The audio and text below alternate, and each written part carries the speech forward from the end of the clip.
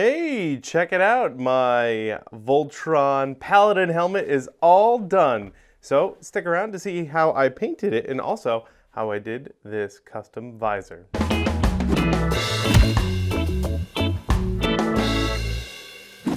Hey, greetings there, fellow makers. Bill here. Welcome down to the shop. Today I'm going to show you how I finished up this Voltron Paladin helmet. I've been working on this guy for the last few weeks. I actually built it at Silicon Valley Comic-Con with our friends Tested and my buddy Frank Ippolito.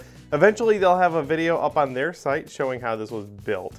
If you want to know how to build your own helmet completely from scratch, my buddy Evil Ted just built one. He did the green one.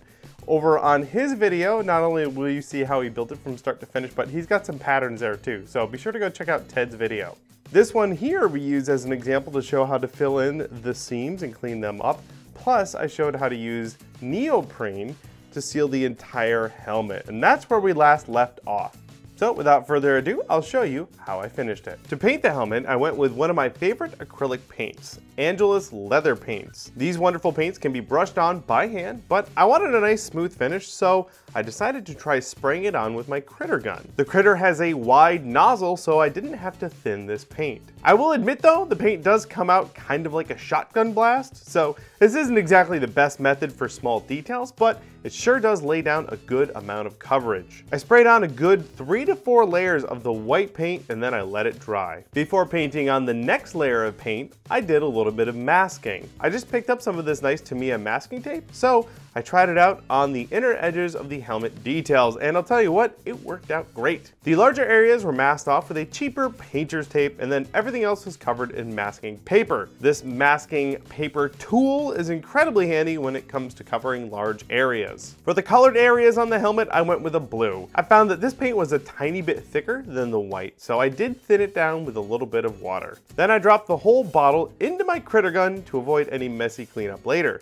And I got to spraying. Again, this was kind of a shotgun blast of paint, but it did a great job of covering everything, and it only took a couple of good layers to totally obscure the white. Once that was dry, I removed all of the masking. The turquoise areas of the helmet were painted by hand with more acrylic paints. I used a brush and carefully applied it by hand into the front indents, and then I went around the inset ridge along the sides and back of the helmet. When I was happy with that paint job, and it was all good and dry, I sealed it all with a couple of good spray coats of varnish. The next thing to do was the visor, and my buddy Evil Ted sent me the perfect visor. This is the same one he used in his build, and it worked out great for mine. I started by tinting it a nice light blue using a synthetic fabric dye. If you're tinting your own visor and want to know more, check out our dedicated visor tinting video. Next up, I had to reshape the visor to fit my head, so I started by covering it all with masking tape.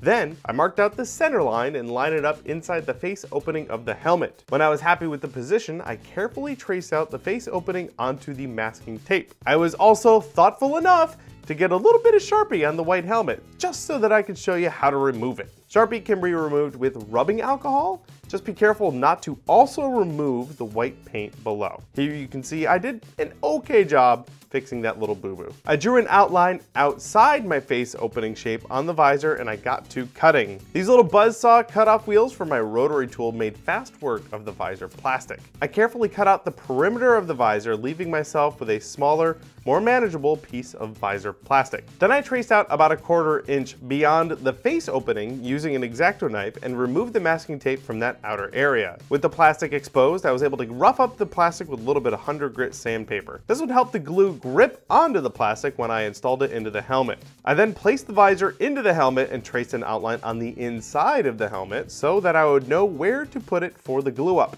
To secure the visor, I went with good old-fashioned hot glue. I laid down a bunch of glue on the helmet and then carefully placed the visor into my guidelines. The glue stayed soft for a little while, so I could position the visor before clamping it down with my hand while it cooled. I did the same thing for the sides of the visor, and to accelerate the cooling, I used an upside down can of dust-off spray, taking sure not to freeze my fingertips. And that was the very last step for the Voltron Paladin helmet, and it was all done. This was a super fun build, and I'm so stoked that I got to work along with my friend Evil Ted. Again, if you haven't seen his video, head on over to his channel. There will be a link below.